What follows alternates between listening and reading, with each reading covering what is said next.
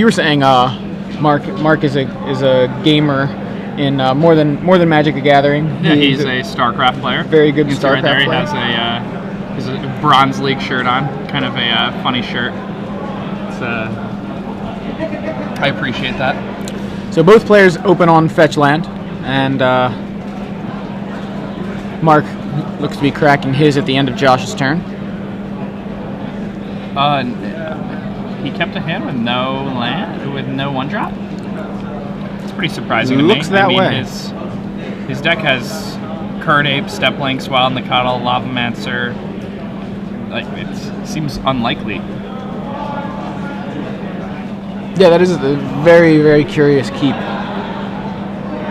And I mean, the zoo decks do mulligan well, but you know, every single card counts when you're playing a deck like that. So he did have a Lavamancer. He just drew the Lavamancer.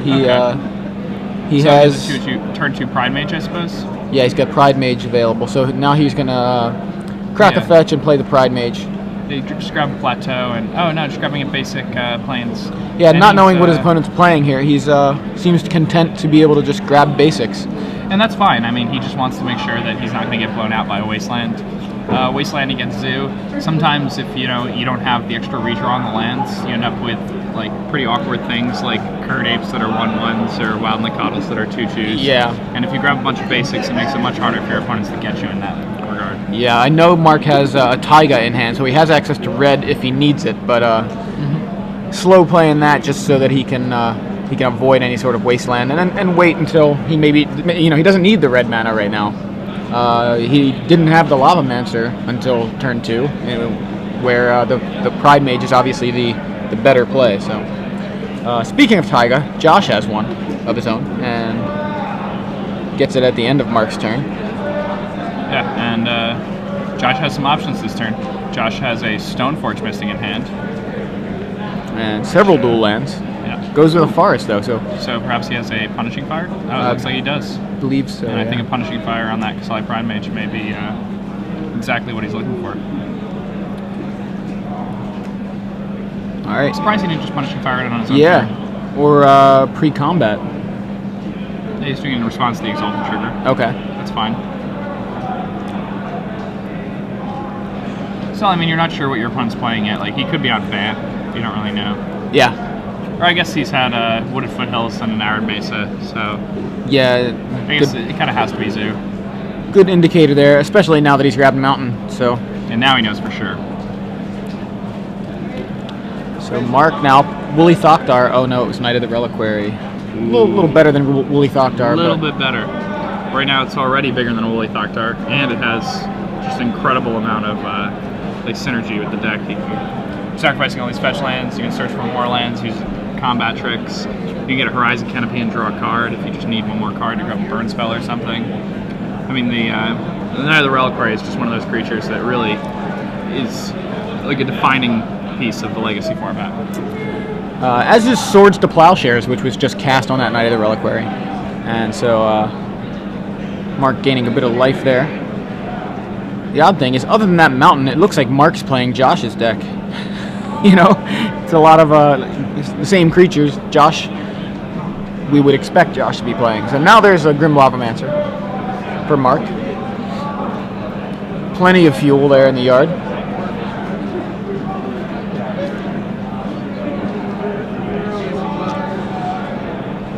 And a Knight of the Reliquary for Josh now. So as I said, Knight of the Reliquary also in Josh's deck. Yeah, now I'm not sure if I agree with not sacrificing that fetch land right away. Kind of opens himself up to some problems. If he decides to sacrifice that fetch land at the end of his opponent's turn, he can just get Helix out of it. But his opponent decides to go ahead and Helix it before then. So what Mark's planning on doing here is probably using Lavamancer. Yeah. Finish it off. So burn that Knight to death.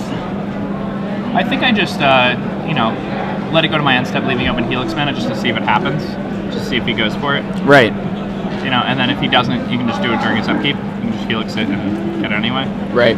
You don't really lose much value doing that. Your opponent's not playing blue cards. Yeah, I like that. But I mean, that's a perfectly reasonable way to deal with a card like Knight. just letting Knight get active, you're not really sure what can happen. Like he could, during his upkeep, he could sacrifice a land to the Knight and have all sorts of shenanigans. Yeah. So instead, the Knight gets struck by lightning and then hit with a fireball. Yeah, so. Reasonable. It happens in Magic. And now we have a Squire fetching a sword for Josh. A Stoneforge Mystic, one of the most powerful 2-drops ever printed. So Josh chooses to go and get his Mizawa's Jitte. One of the best cards he can grab against this Zoo deck here. Yeah, it's a strange sort of sword. It's a legendary sword. Yeah. I guess it's not really exactly a sword. It's more of a nightstick kind of thing, or like a sai, I think. Yeah. It's a Jitte. That's right.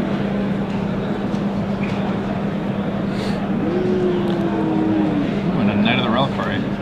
That's a pretty big force he's got there to stand up to the Zoo deck.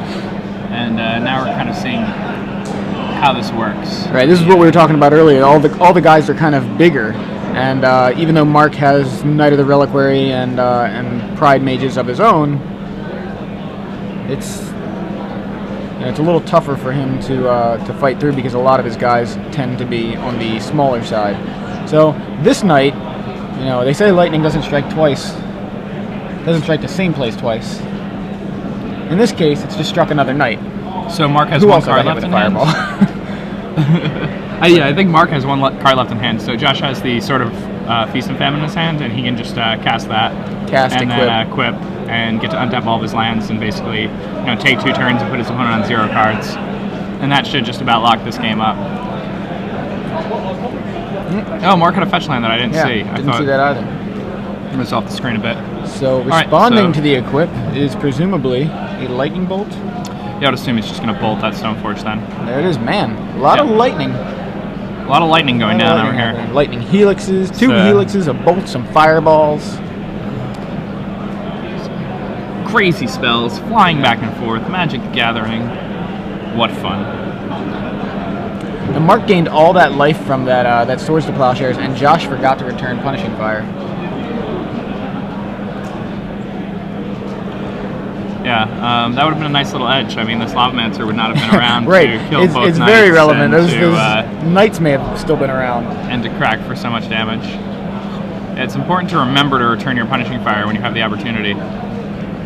I'm also surprised that Josh didn't fetch up more red-producing lands more aggressively. Yeah, Punishing Fire a lot of the time can be pretty mana-intensive. But there's a Scavenging Ooze on his end, and that's a pretty powerful card in this Legacy format. It can remove cards in graveyards from the game, so it makes cards like Tarmogoyf smaller, it makes cards like Grim Lavamancer harder to activate. My dog actually looks a lot like a Scavenging Ooze. And there we have another Lightning Bolt. Now for the Scavenging Ooze. Yeah, now Josh made a mistake here, and instead of activating it once at a time, he activated it twice. Put 2 of its activations on the stack, and then Mark responded. Yeah, Mark was able to respond with a bolt and just get rid of it. Yeah.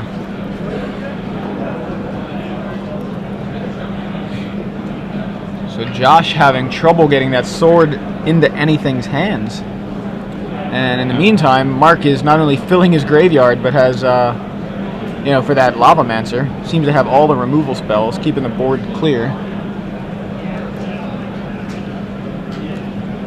Oh, life from the loan from Josh, and this is going to allow Josh to accrue like a great deal of card advantage.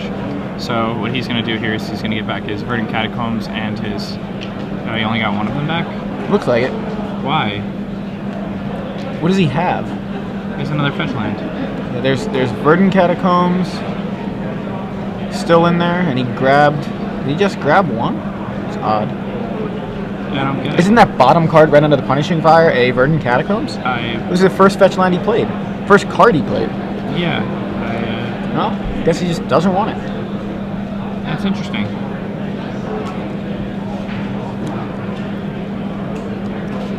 Theoretically, maybe he's just maybe he's got another Knight and he wants to keep it out of range of burn, so he's just keeping at least one land in there to make the Knight come down as a 3/3. But I mean, he has Loam now, so, and their fetch lands. So this is nice. You can force the Lavamancer activation with the Dryad Arbor. you know, he's gonna say I try to equip, then Mark Larson's gonna be forced to you know, use a Lavamancer activation on that. Then he can tap the Dryad Arbor for mana, use that to play a guy, and ooh, he's dredging this. We hit Taiga Wasteland Caracas. That's a pretty good flip for a Life from the Loam. Yeah. And it gives you a lot of gas, gives you a lot of options. It's kind of funny how, you know, it's actually a perfect flip for a Life from the Loam since you can just get those right back into your hand if you need you can them. just cast it and get an Ancestral, basically. Because we're the top 3 cards of his deck. Exactly.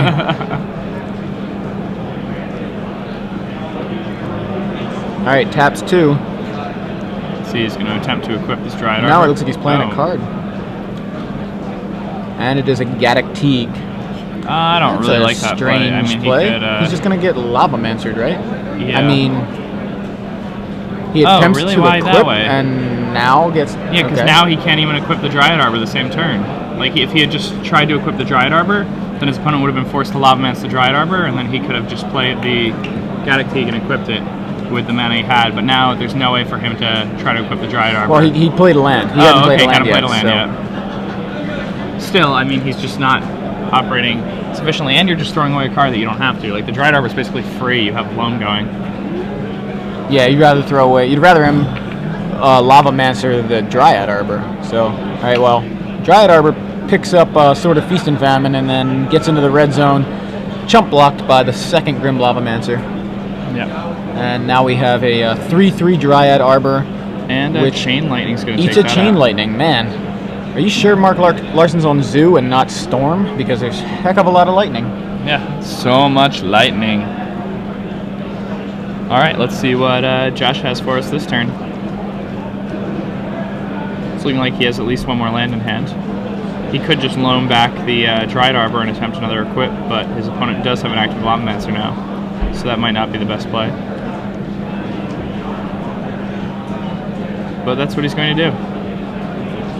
I guess he doesn't have many better options. Well, he just returned that one card again. Does he just not remember that he's got Verdant Catacombs? I mean, it's right there. Well, no, he has Wasteland and Caracas and stuff now. Like, he has to... like, he didn't return his Wasteland to his hand. Yeah, that seems really odd. Wasteland would be great here to just, if you just want to keep replaying it and blowing up Mark's mana base. Well, Josh is so confused. all swords and no guys. Meanwhile, Mark is at a healthy 27 and has a Grim Lavamancer that has yet to run out of fuel. Please, Josh, cast Life from the Loam and return more than one land to your hand. Life from the Loam from Josh. Resolves, and he gets one land. Just gets the Dryad Arbor again. Is it like he's not realizing that he can return up to 3 lands? I don't know. He could have like 6 cards in his hand right now. Well, second Grim Lavamancer, third actually for Mark after the first one chumped the Dryad Arbor. Yeah, this is so dredges away some Mother of Runes, a couple copies, and a Green Sun Zenith and a Scavenging Ooze. all right. And Very nice. Does Mark have another Lavamancer activation left? I believe so. Yeah. I mean, one is Summoning Sick. There's a Wooded Foothills, and he has a fetch land. Yeah, So he it has was fetch now land. he has it. Okay.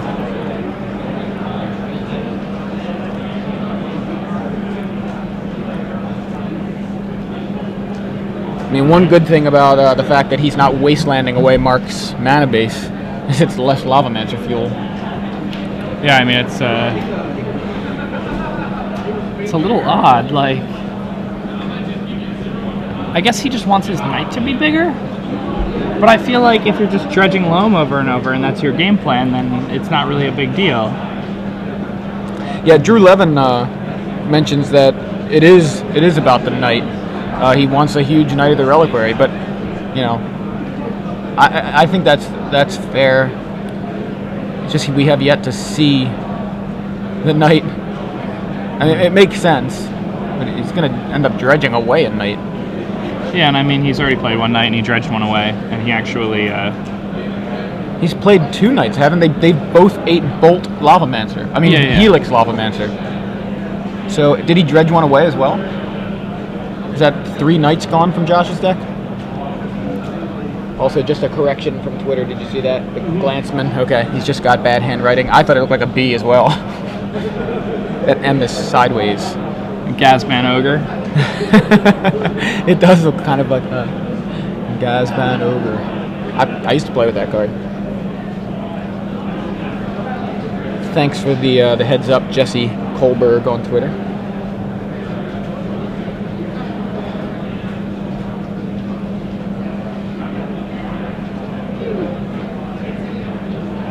All right, so let's see. I think Mark's going to serve for 1 here.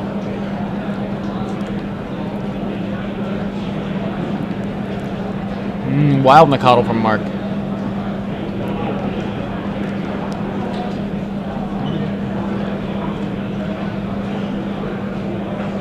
Any idea? Okay. And dredged away a knight. Yep. So only 1 knight remaining in his deck now.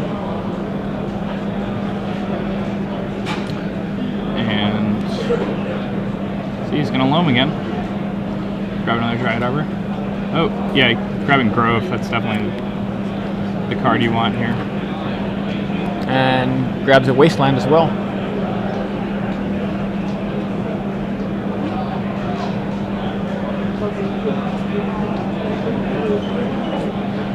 I assume he rebought the Dryad Arbor. Oh no, it got No, Path. it got Path, yeah. Yeah. I thought maybe he had a second one, but he only But I plays, think he only plays one. Yeah. The All right, ability to well, use a fetch land to get a 1/1 when you're playing that much equipment is really powerful.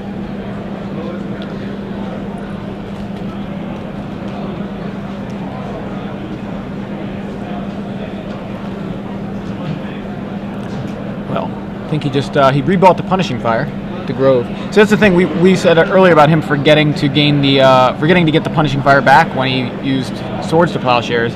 And it's almost like I think some players associate Punishing Fire so much with Grove of the Burn Willows that they forget about the other opportunities to bring it back. I mean, I'm guilty of it myself. You know, you're just thinking, oh, this is how the combo is. You don't really think, oh wait, I can get it back in other ways too. So Steplinks joins the force on Mark's side of the board. Josh now at pretty low life total.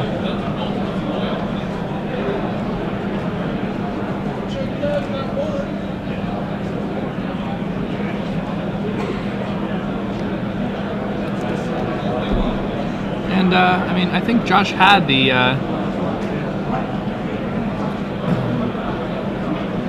loam in hand when he cast those knights, so he could have waited a little longer and just let them get a little bit bigger. Yeah, he could have set things up. It's almost like he kind of made that decision too late, where it was like, all right, I'm going to make my Knight of the Reliquary huge, but it was after he's already lost 2 knights.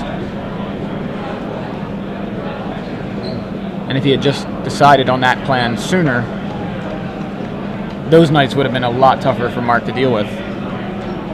He would have had to have Swords or Path. He also he did not respond to the Steplinks trigger getting bigger when his opponent played a line that was out of fetch land with the Punishing Fire. Yeah, he could have gotten it back and then cast the Punishing Fire. I'm looking at the wrong list here. All right, now we're going to game 2. So we talked about how those other matches went by in 20 minutes. Now we're 23 minutes into this one, and the Zoo versus Maverick match is now finally going to game 2.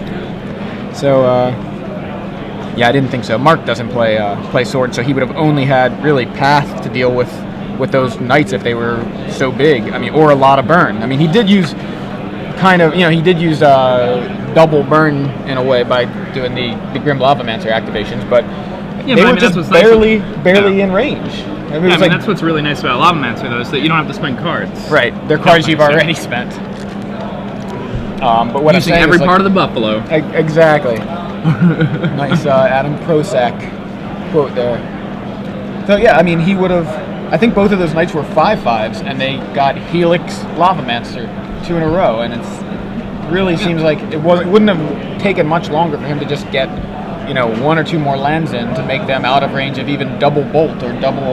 Yeah, you just double make those helix. knights big enough, and they can take over the game entirely by themselves. Right. I mean, and then You're also playing Stoneforge. Like you can force so many things on your opponent. Yeah, I just wonder what Josh's plan was. If he shifted gears, and then and that's what kind of caused him to lose his grip on the match there. And well, anyway, he's got 2 more chances to take down this match. Something interesting about Josh's deck is that he's kind of splashing blue in this Maverick deck, and you know, he's playing a Tropical Island, and you know, he can also fetch up that Tropical Island, and he has things like Birds of Paradise. He's got Rock's War Monk, you know, Noble Hierarch. Right. But he has 1 Rock's War Monk. Right. Which I mean, he can green just Sun play- Zenith too. Yeah, He's got 4 green Sun for it. Zenith. I mean, he could just play some guy that's not blue though, right? And he doesn't have to play the Tropical Island. And just play like another like on-color duel. Is Rock's War Monk really like? Hey, I mean, What about Mono Kitchen Red Finks? won the last won the last 2 opens. Yeah, but what about Kitchen Finks? Kitchen Finks would be great. Yeah. That's an interesting decision. Yeah. I mean, is it just for the War Monk? Yeah. And he could still theoretically play the War Monk and just Zenith for it. It's just a one of. Actually, just for the War Monk and 2 Flusterstorms out of his sideboard. Okay. But like the splash color being like a sideboard card, I don't know, a necessary sideboard card that you want to be playing on like the first few turns, as opposed to like a sideboard card that's okay to play on like turn 6 or 7. It just seems weird.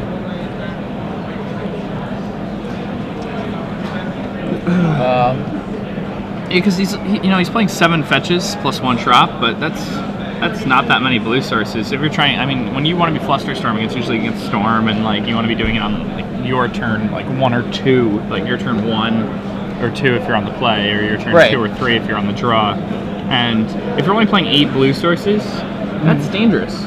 Especially because like if it's on turn 2 and you already used a fetch land on turn 1 to cast another spell, chances are like if you're fetching a Tropical Island instead of a Savannah or a Taiga or a Plateau, you're just making your mana base worse. I mean, when you're playing all these super cheap spells of different colors, you really have to be like aggressively getting duels in the early turns. Unless you have a hand where you have the luxury of kind of finding each thing that you need. So Mark's sideboard, he's got 3 Ancient Grudge, which seem reasonable to bring in against a Stoneforge Mystic deck. Yes. And he's got 3 copies of Jite, which I think would be pretty nice to have. If only to deal with and 2 Phyrexian Metamorphs, right? The Jite is nice just to deal with the opposing Jites, if not land 1 and use it. So I mean, it can be used as a removal spell for Jite, which is nice.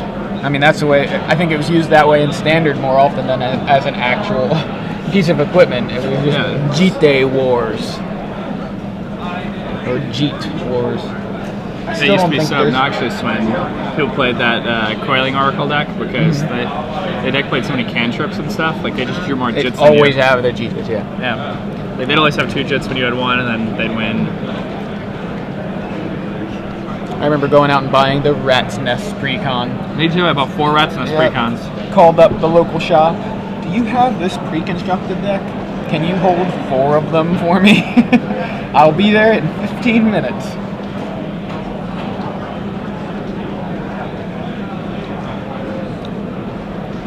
I remember it being sold out everywhere. Yeah, I don't know how I managed to. I guess I realized I need these and I can get them for $10 basically, 10 or 11 bucks. Yeah. Just with a bunch of other cards. I mean, I had so many Patron of the Nazumis.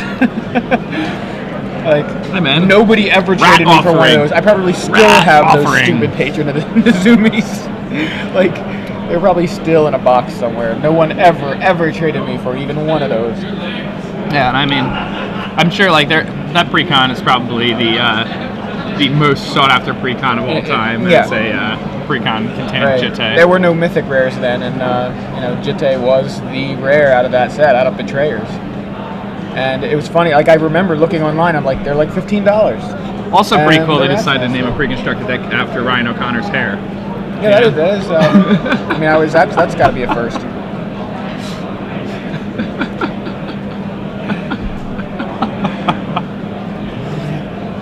I love Ryder Cotter. He does that.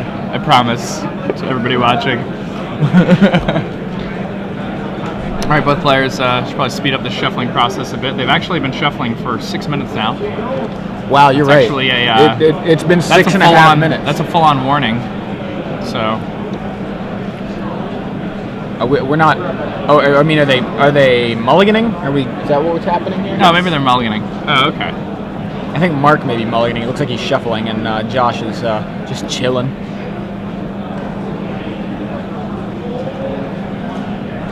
Yeah, we've been seeing these zoo decks win a lot.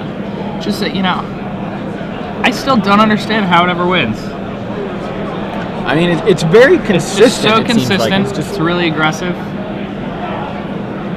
Part of me, I like just look at these two decks without brainstorm. How do blissfully drawing wonderful hands. Yeah. Well, it's not only consistent, but redundant in its threats. Just burn and dudes, and that's it. So you're gonna draw land, burn, or dude every time, pretty much. Like Bolt, Helix, Chain Lightning. You just have a million 1-drops that attack people for like 2 to 4 damage a turn. Yeah, I mean, how many times are you like, I just need a dude or a burn spell? Look, it's gonna be dude or burn spell. Yeah, if you're not getting flooded, you're drawing dudes and burn spells. Right. And they run like 21 lands. I think there's 21 lands in this deck. 11, 16, 17, 21. Yeah, 21 in Mark's deck. Maximize the chances of drawing dudes or burn. And then there's just like Path to Exile that's throwing the math off. Need dude or burn. Don't be land, don't be land, don't be land. Path to Exile. Oh! Mark mulliganing down to 5 now. It may actually be 4 that he's going to. Mark mulls again to 5. Okay, so it's to 5. That's unfortunate when we see like really harsh mulligans in the feature matches. Yeah. I always like it when we see like really good games of Magic. Absolutely. Tight games.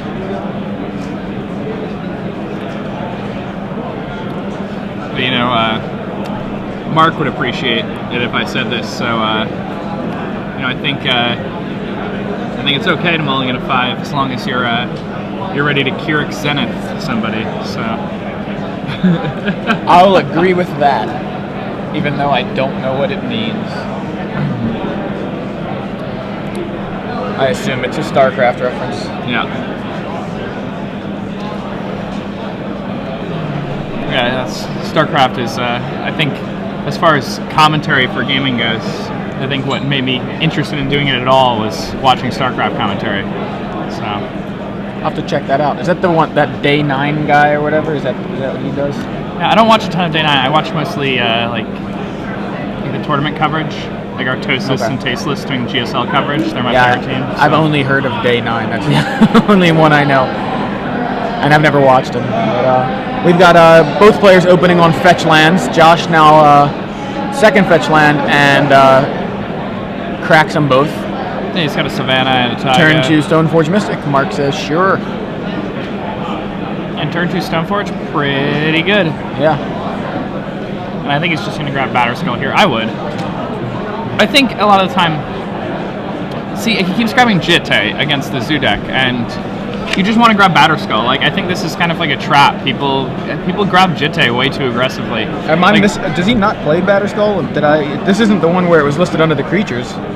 Oh, he just doesn't have it. Yeah, okay. He's not going to find Batterskull. Yeah, I guess Maverick decks aren't usually playing that nowadays. You just think they go hand in hand Stoneforge Batterskull. Yeah, I don't understand why they don't play it. It's just such a powerful effect to have in your deck. Like, imagine that last game if instead of searching up that Jitte and then like wasting all that time trying to equip it, if he had just gotten a Batterskull and then just like cast it on 5 and then just ran his opponent over with it. Yeah, that would have been a lot tougher for him for Mark to deal with. But Mark follows up Josh's 2-drop with another hefty 2-drop of his own. Here's a Tarmogoyf. Currently, Tarmogoyf's power and toughness are the same as Stoneforge Mystics. That's interesting. Yeah, it's a not something that happens very often. Oh, and there's a punishing fire. No, that's not dead. Because the punishing fire goes to the graveyard, and the Tarmogoyf becomes a 2/3. Yeah. And now Josh needs to that's somehow... a little bit of a... that's a little awkward, yeah. Yeah. I'd say a bit of a punt. Yeah, and I'm sure Josh probably knew that and just was not thinking at the time. You know, he's thinking, well, you never it's a know. I mean, 1-2, it's kind of a strange interaction. I think. It is.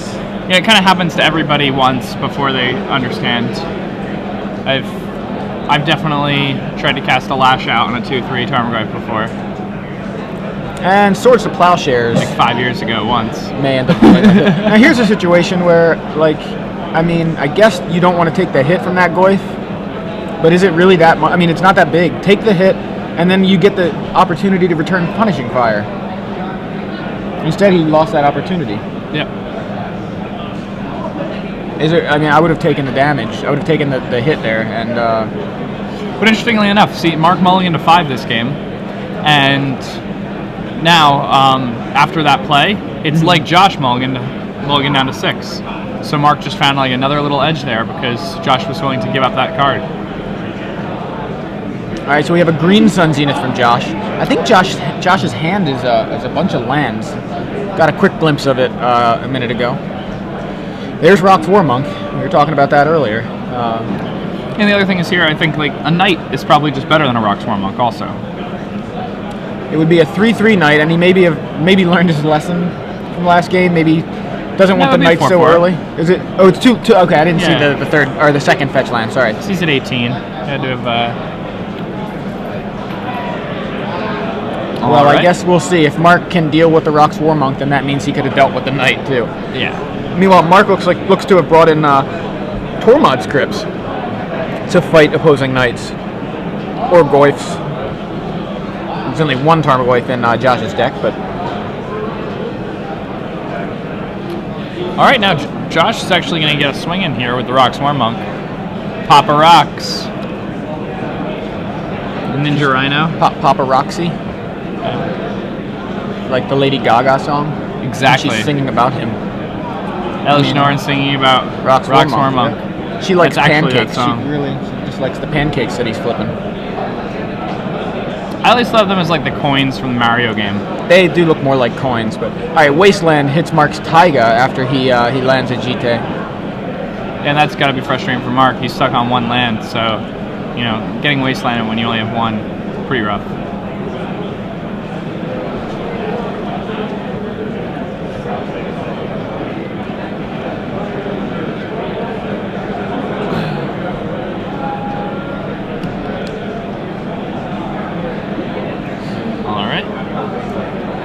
That's a Jitte of his own.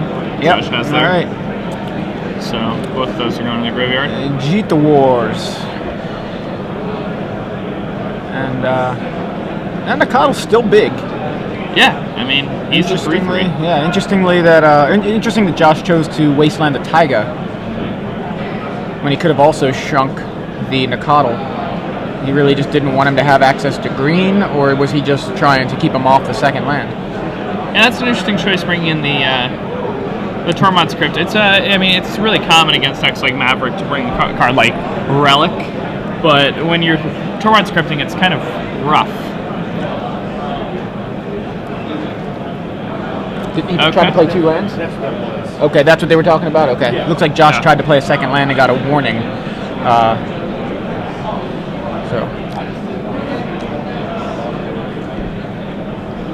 All right. All right, Stoneforge Mystic. More powerful spells. So, Josh has 3 times the creatures, 4 times the land as Mark.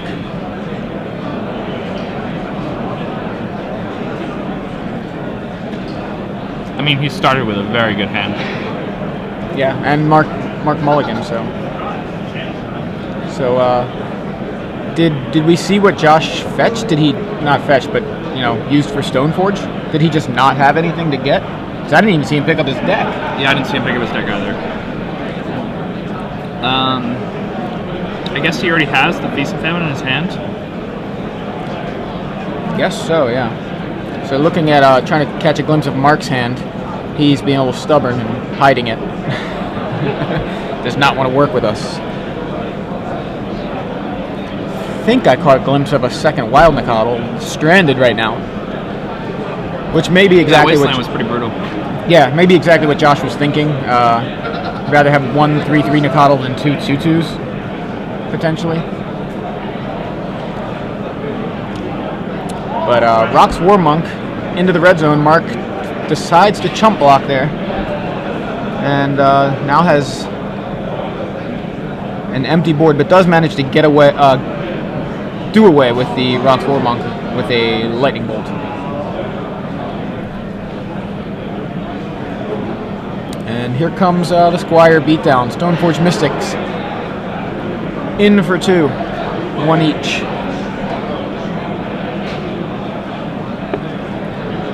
Horizon Canopy draws Josh a card.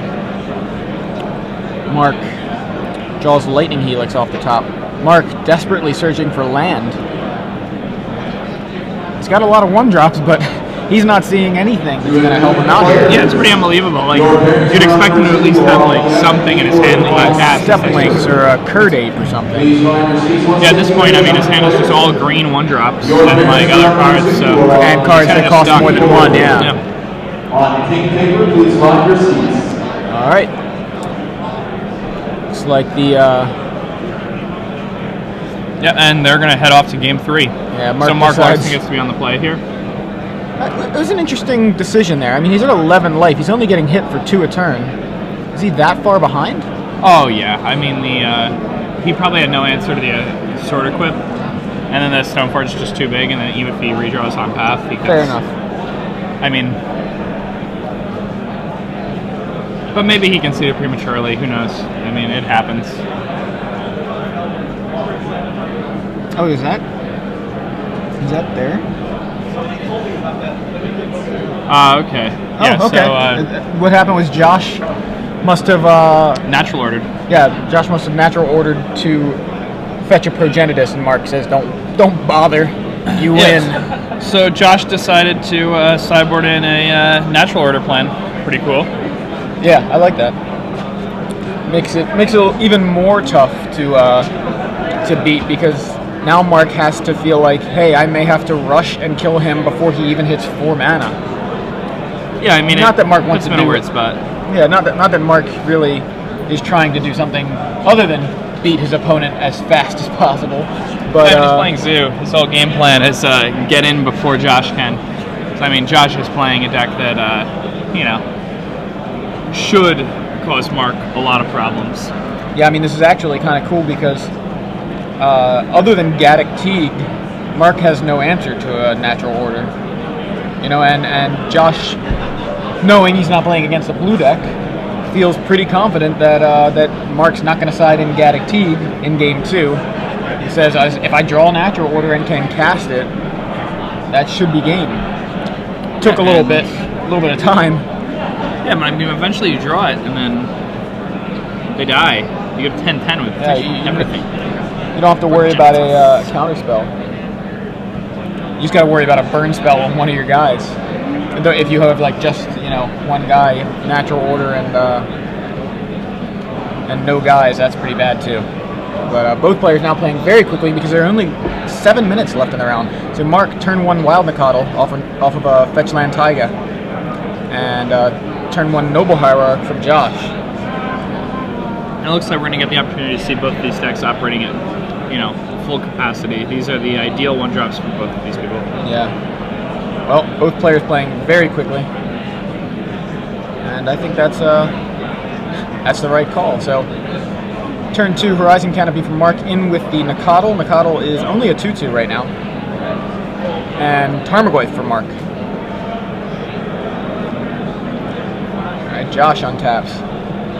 Tarmogoyf a 1/2 right now. Squire Goyf.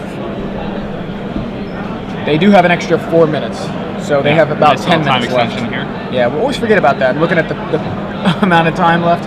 Mother of Runes from Josh. Now, that's the first time we've seen that on the table, besides going into Josh's graveyard from all those dredges. Yeah, and I mean, Mother of Runes is excellent against decks like Zoo. Yeah. It if you untap with it in play, it makes all the removal really bad. It makes all your swords and Umezawa's Jittes much better than they were prior to that. I think we haven't seen a lot of Mom recently, but the Maverick deck is the one deck that's able to really use that card to its fullest potential. So Josh does away with the Nakatl with a Punishing Fire, and Mark crashes in with a Tarmogoyf, and has a Lightning Helix to deal with the Mother of Runes, just in time. You know, it'd be really good right now, Dungeon Geist.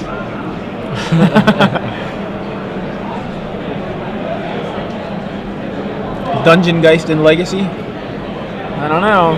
Yeah, I don't know. I mean, when you can have a Sower of Temptation and be very similar, play a very similar role, and actually better, considering you get the creature. So, Stoneforge Mystic from Josh now. Gets Umezawa's Jite, and presumably the Hierarch crashes in for 1. Unless he's got unless he wants to play a second Hierarch, which I did see in his hand. Seems to make sense. There's a Wasteland for Mark's Taiga. Mark, again, stuck on 1 land, and a second Hierarch for Josh added to the board. Yeah, and I mean, those Hierarchs whose Alta triggers really start to add up quickly. Yeah, and looks like he's going to be able to get that Jite into play and equipped if he wants. And he wants. Yeah. So Tarmogoyf crashes in again. This time for looks like 3, I think. 3 or 4 actually. No, 3. Creature land instant. And we have Umezawa's Jite on the board. Umezawa's Jite looks like it may get some action here. Stoneforge Mystic picks up the Jite. Swings. Mark has Path to Exile. Yeah, and I mean, that's really he needed important. to have Path to Exile, or he was in some big trouble there. Yeah, I mean, if he doesn't have that, he's just about out of the game. Even now that he did have that, he's still in a pretty rough spot with his opponent having a Resolve Jit in play. Again, he's going to be needing to send all of his burn at Josh's creatures to prevent the equips. And in doing so, he kind of time walks himself in a lot of ways. Yeah, and at this point, he can't even rely on that unless he gets a red source. And I don't know that he has one. I think I did catch a glimpse of a Gaddock Teeg there already trying to prevent the natural order kind of situation, but he can't get that into play either. So right now, I mean, Josh could cast natural order and win. Yeah, Josh can just pay 4 mana, search the library for Progenitus, and then he's just dealing like 10 damage a turn, just cracking over and over again. And it doesn't take many attacks when you're attacking for 10 damage. Yeah. But looks like he doesn't have natural order. Instead, he has Noble Hierarch crashing in with Umezawa's Jite for 2. Jite connects, gets 2 counters, and Knight of the Reliquary joins the force. So Mark doing quite a bit of damage with just that Tarmogoyf, but I think the brakes are on now, unless he has another Path to Exile, or okay, he's got a red source. How big is that Knight? I see 1, 2 lands in Josh's graveyard. So is it just a 4/4 Knight? I see Wasteland, yeah, fetch land. He does have another fetch land on board, so that can be as big as a 5/5 or a 6/6 now. So it's pretty far out of range, yeah. Especially with only 1 red source. He can't double burn anything right now. Yeah, I mean, he really needs a Path to Exile.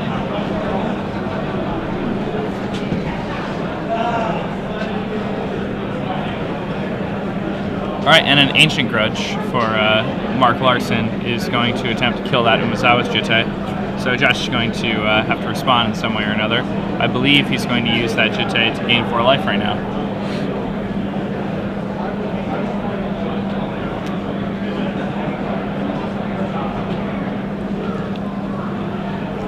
It's a 4/4 Knight. Yeah, with the potential to be a 6/6.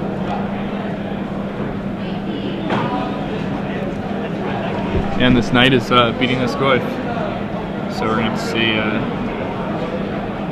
how much Josh decides to move in on it. And he decides to go all the way because his opponent is at 12. And by presenting him with 6 points of power, he's able to put his opponent on a 2-turn clock. So it's a 6/6 Knight getting +2/+2 from the Exalted triggers.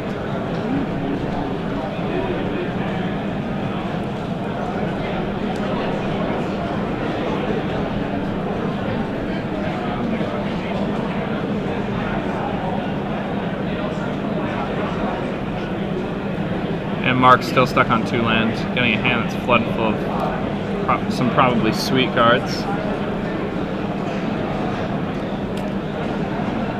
And Kasali Pride Mage for Mark. Tarmogoyf comes over. He's gonna just get chump blocked by a Noble Hierarch. I'm surprised not the Dryad Arbor. And we have Punishing Fire for the Pride Mage. Pride Mage goes away. Yeah, I'm interested to see how this tournament shakes out with all the mono red. With decks like this can really just adapt really well. You see things like Josh's sideboard. Josh decided he's going to include a few copies of Enlightened Tutor, and then he can just search for Circle of Protection red against the red decks. Yeah. And that also allows him to search for things like Tormod's Crypt against Dredge. So that could be really interesting. All right, Mark draws Path to Exile. And that's pretty important here. You know, he's really going to need a card to deal with that Knight. He's on 1. And, well, Tarmogoyf seems to be not long for this world. Yeah, but Tarmogoyf is going to get swords. It's it's not the worst thing in the world because Mark is at 1 and can use the extra buffer of life. So, all right, exiled. How big was that Goyf? They're counting it up now. 4. I don't know if they were counting his power or toughness. And being at 1 with a Horizon Canopy in play is one of the least fun experiences in That's Magic true. the Gathering. Well, he's no longer at 1, and he has now an answer for that night. So, he has a Progenitus in his hand. Josh has Progenitus in his hand. Not where you want the Progenitus. Not at all. Josh's hand is dead. Mark is still at only 5 and is, well, now 4, I'm sorry. Is facing down basically 2 damage a turn because of the Dryad Arbor. Or it's going to be 3 now.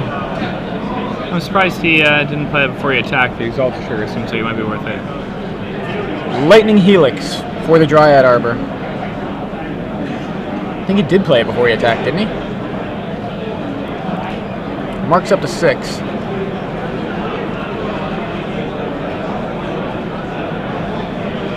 And finally found a fetch land. As a 3rd land now.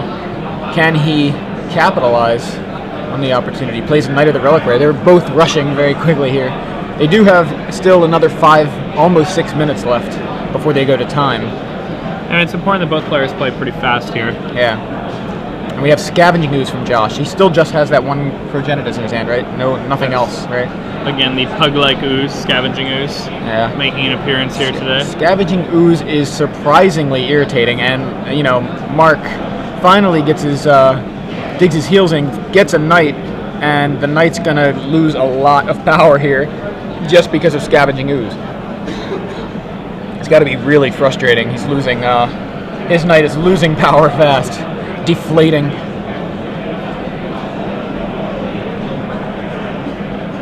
I don't know how many lands are even left in Mark's graveyard now. That Knight may just be a 2/2. He can... Yeah, no lands left. Okay, confirmed. Knight is just a 2/2. You know, he can get some lands in the graveyard. Alright, so Josh is going to gain a little bit of life. just gain a life there off of in response to the lightning bolt on his Scavenging Ooze.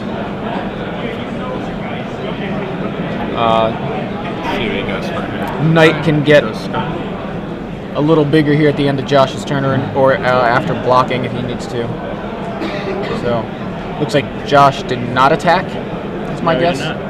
And so, end of turn, Knight gets a little bit bigger, replaces a plateau with a plateau. Yeah, I mean, that's something you can do with Neither Reliquary. Sometimes you just like the mana base you have, so you're just going to sacrifice them and get a fetch land and then fetch another land, or just sacrifice something and get something else. You can do fun tricks like float mana, like you just did here, where you floated red, then tapped the Neither Reliquary and fetched up the plateau. All of these types of plays make you just get the maximum value out of your Neither Reliquary, and that's certainly the best card in both of these decks. So interesting part about Josh's deck is Josh's deck actually is built much more around the knight. He's able to find very key cards with the knight, like cards like Caracas, which beat things like Progenitus. Cards like, Grove of the Burn Willows, things like that. It's just Caracas doesn't beat Progenitus, right? Okay. well, Caracas beats Emrakul. Yeah. Yeah, Not Progenitus, though. not Progenitus. Yes. So there's a Tormod's Crypt from Mark. Removes Josh's graveyard from the game. What we know, Josh has, I believe, 3 cards in hand. I think it's Progenitus, land, and something else. It may be Progenitus, land. I just didn't catch what. Oh, is it Swords to Plowshares? Yeah, I think it is. I think that's Swords to Plowshares from the Elspeth versus Tezzeret. I imagine if he's got those sorts of plowshares, he probably plays the Elspeths from the Elspeth versus Tezzeret also. Yeah, possibly. At least It's nice one, that they printed right? that Swords to Plowshares. It makes the card a lot more available. Yeah. It's a card that a lot of people need for this format, and it's been out of print for so long that it was hard to acquire before they did that. Yeah, I like the artwork. Therese Nielsen, Yeah, it's pretty cool. classic Magic artist. Force of Will. She is probably her most iconic version, or iconic art. All right, turn 1 was Mark. He attacks.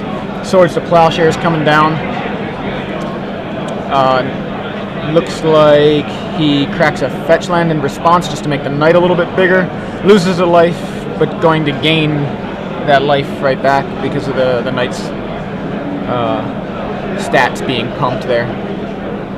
1 extra land in the graveyard, so. How many lands are there? 1, 2, I see 3, so was it a 5/5? I believe so, yeah. Yeah. So Mark's going to gain a bit of life. And we're closing in on the end of this game. Yeah, I Josh mean, taking his This is turn 2 here for Josh. And then we go 3, 4, 5, and the game's done, and it's a draw. Unless somebody's able to win in that time frame. Right. But that's going to require And, some lucky top decks. Yeah, on so that we've got player's part. Noble Hierarch knocking Mark down by just 1. Mark draws a Path to Exile. Josh's hand, I think, is land, Progenitus. One of those lands is Grove of the Burn Willows. Not that it matters too much right now, but I think Windswept Heath he may have just drawn. Alright, so this is turn 3, right? Or was this turn 5? This is 5, okay. This is the final turn of the game. Plays Knight. And now they're probably discussing... Maybe concessions here or whatever. It says, I've got a Knight. I kind of wonder. You're gonna find out how that actually ended up if any of them yeah, now I decided to assume that's concede just together. going to be a draw. Yeah, it seemed it wasn't clear to me which one actually had the advantage there. Because certain times you're just like, yeah, I think you would have won if you would have had like 2 more turns. You would have won. Yeah, I mean, both players are kind of playing off the top of the deck, and even though the Maverick deck is more alive off the top, I don't think the match is impossible to win for either player. Yeah, so I think a draw is the acceptable result there. I think because both players really were live. I think if they had some more time, it really could have been anyone's game.